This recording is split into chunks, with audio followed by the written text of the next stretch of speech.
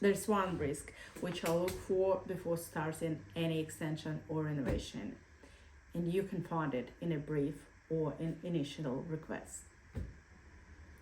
Last year, I had a couple, Sara and Mark, come to me with their plans for extension and renovation.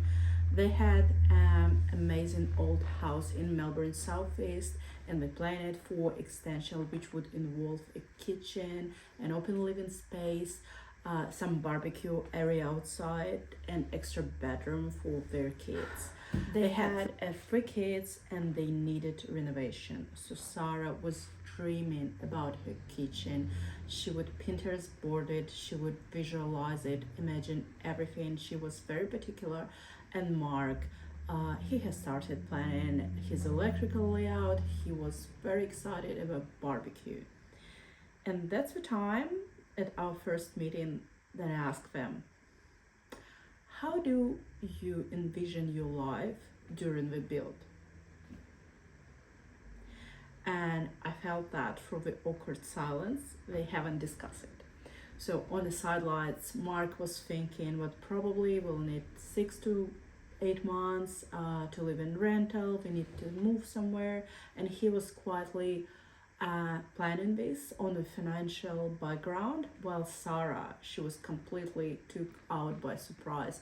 She never even thought about that, and it was a good timing. It was our first meeting, then we started this discussion, and actually that helped them to get emotionally ready for their renovation and extension.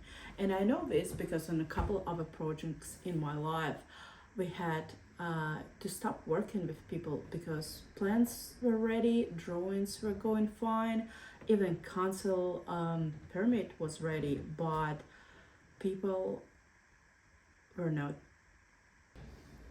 Now, Sara and Mark living for their extension and renovation. They finally discussed everything and they found a solution. They talked to their relatives, they got some help, and they were ready to that moment where they're gonna move from their house. And once the plans were done, it's actually when it started, but they were embracing that period, and that's why it's going well. Renovation and extension is messy. It's actually takes courage to do that. You can imagine you're birthing another baby, so that's your extension, and that's why it takes courage to actually live through this period before you get something beautiful and you move into your dream space. Your life has to be hectic for some time, which could be from 6 to 9 months depending on the size of your renovation and extension.